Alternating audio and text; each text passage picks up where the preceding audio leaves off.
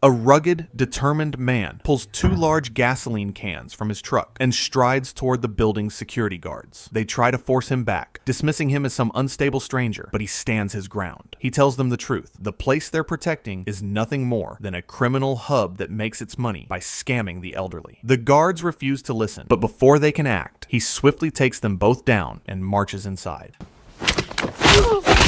The building is crowded with employees of a massive telecom fraud operation. He walks into the center of the room and demands they acknowledge the harm they've done to vulnerable people. Instead of taking him seriously, they laugh until he grabs one of them and makes a harsh example out of him. Suddenly, the room goes silent, and everyone begins repeating his words out of fear. I'll never steal from anything vulnerable again. Then, he drenches their computers in gasoline, ready to burn the entire operation to the ground. Their boss rushes in, furious that someone is threatening a multi-million-dollar business, but even his bodyguards are no match for the intruder. He dismantles them one by one, mocking the man who ran the whole scam. Afterward, he connects a phone line to an explosive device, setting it so the next incoming scam call will detonate the entire building. His name is Adam Clay, a former member of a covert program known as the Beekeepers. Since retiring, he has lived quietly on the property of Eloise Parker, a kind retired school teacher who rented her garage to him when he had nowhere else to go. She showed him genuine kindness and treated him like family, something he had rarely experienced in his harsh life. But everything changed 3 days earlier. Eloise, overwhelmed and devastated, ended her own life at home. That tragic moment had a hidden cause. Earlier that day, while using her laptop, she had fallen victim to a fake virus warning that urged her to call a supposed support number. Panic-stricken and unaware of the scam, she dialed it. The call connected her to UDG, a polished yet predatory fraud call center run by Mickey Garnett, a cold-hearted manipulator who made a fortune exploiting the elderly. Mickey confidently guided her into installing a fake antivirus program, pretending it was necessary to fix her virus problem. The software gave his team full access to Eloise's device. Well, I would recommend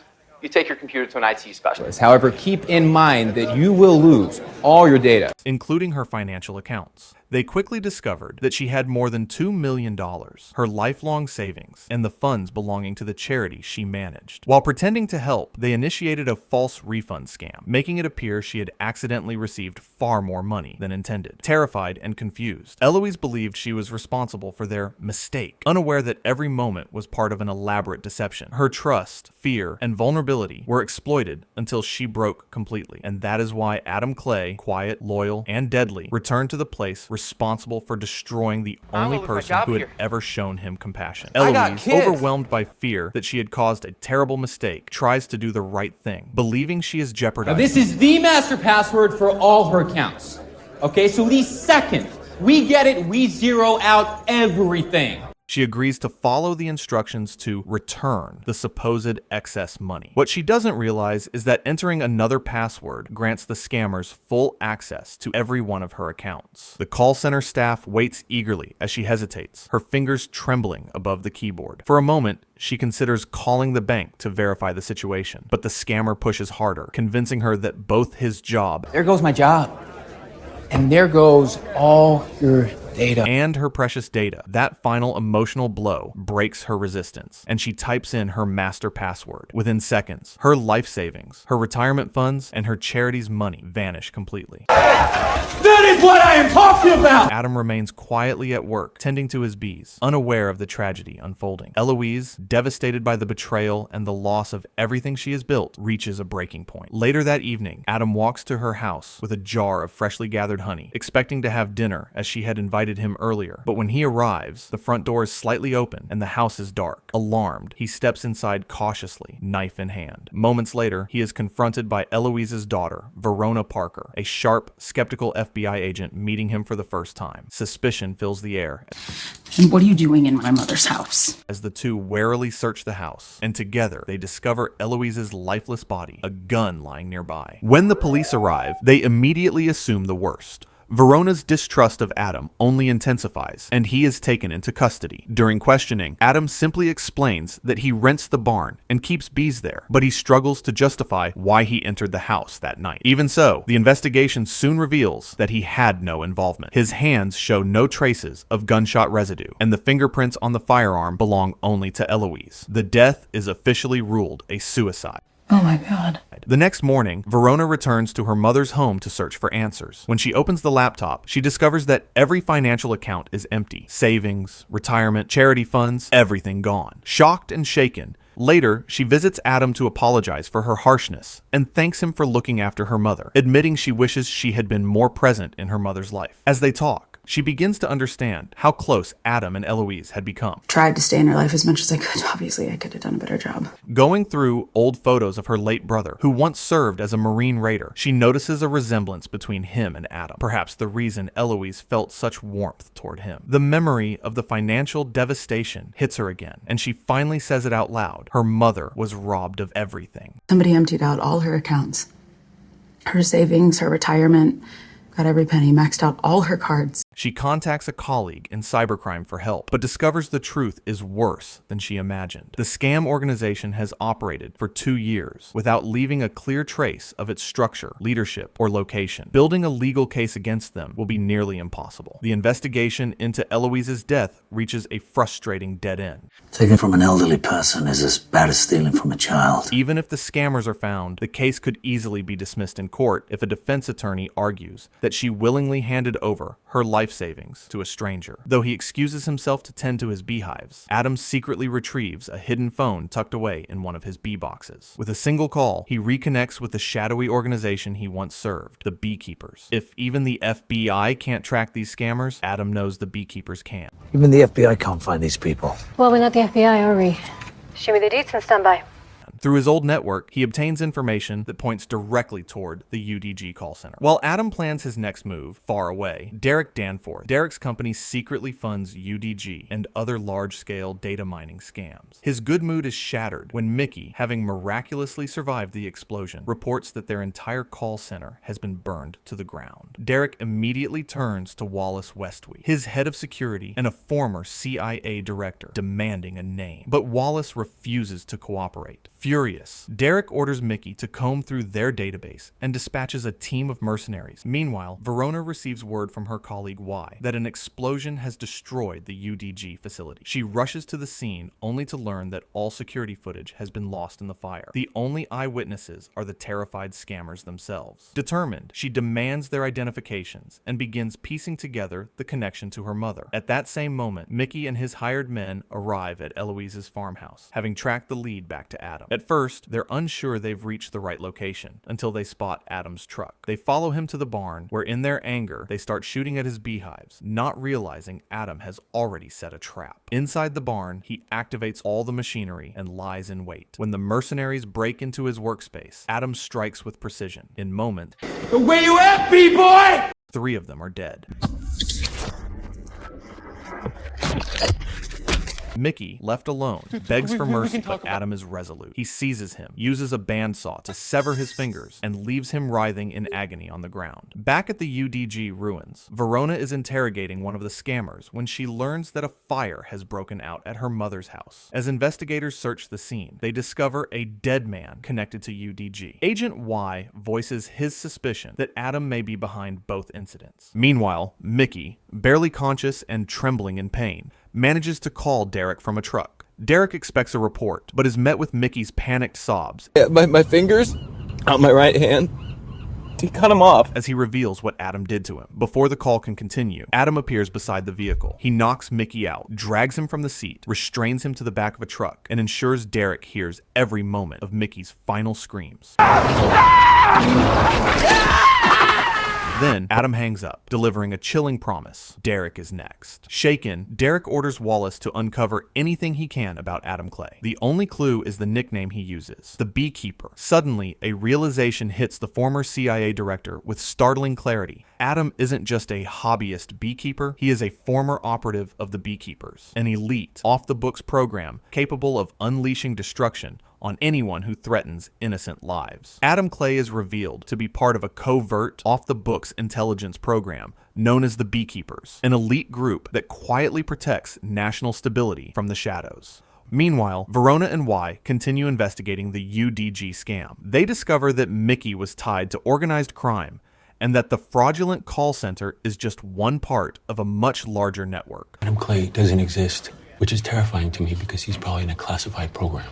But what troubles them most is the absence of information on Adam. It's as if he doesn't exist at all. Wallace gets a call from Derek's mother, who is now the President of the United States. Worried for her son, she pleads with Wallace to protect him, pulling at their old personal connection. Wallace then reaches out to CIA Director Janet Howard for help neutralizing Adam. She confirms Adam is a retired beekeeper and sends an active operative, Ines Landers, to eliminate him. But at a gas station, the mission falls apart. Ines ambushes Adam with gunfire and heavy weapons, but he outmaneuvers her, kills her, and takes her severed index finger for later use.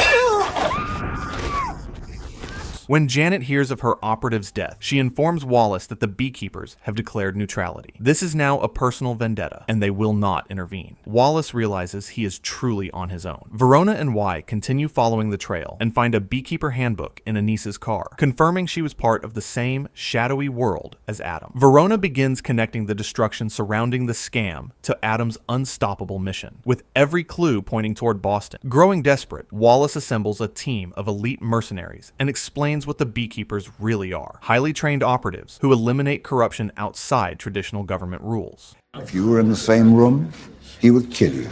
He warns his men that Adam is on a mission he will not abandon until Derek is dead. It's one mission: to keep the system safe. Adam, meanwhile, uses Anis's severed finger to access a hidden beekeeper facility. There, he uncovers Derek's next major operation, the 9-Point Center, a massive headquarters running large-scale scams. At the same time, Deputy Director Pre meets with Verona and Y. After hearing their findings, he authorizes a full FBI raid on the 9-Point building, offering them all the resources they need. He's, protecting the hive, sir.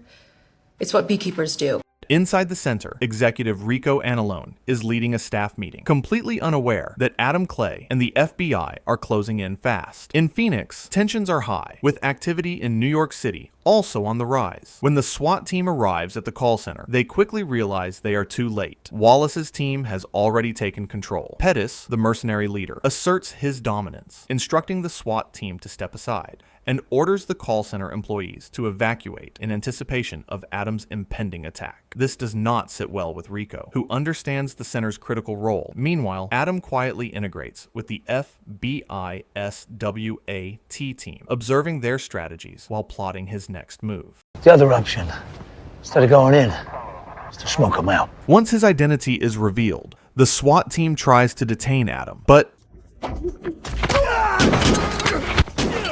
they are no match for him. Using a hostage as leverage, he infiltrates the 9-Points building. At the call center, Rico contacts Derek, detailing Pettis' threats and the chaos unfolding. Despite warnings about the dangers Adam poses, Derek remains determined to keep his call center operational, viewing it as an essential part of his empire. With no other choice, Pettis reluctantly orders his team to stand down, unaware that Adam has already entered the building unnoticed. The scammers inside are caught off guard, frozen in shock as Adam gives them a chance to evacuate before taking action. As Adam maneuvers through the call center, Pettis arrives with his team in pursuit. Adam uses his surroundings to his advantage, setting traps and misleading the mercenary. In the chaos, Adam disarms Pettis and engages him in close combat, ultimately knocking him out with a fire extinguisher inside an elevator. Their efforts backfire when he detonates the elevator cable, leaving them in a precarious situation and forcing Verona to rethink her approach. Returning to the call center, Adam interrogates Rico, initially using intimidation, but later appealing to his emotions. By showing him the personal story of Eloise and her charitable work, Verona and her team arrive to intervene, urging Adam to trust the law, but he has long since abandoned that path. During his escape, Adam encounters Y, and rather than killing him, neutralizes his weapon and leaves him unharmed. In the aftermath, Adam disappears once again. During the investigation,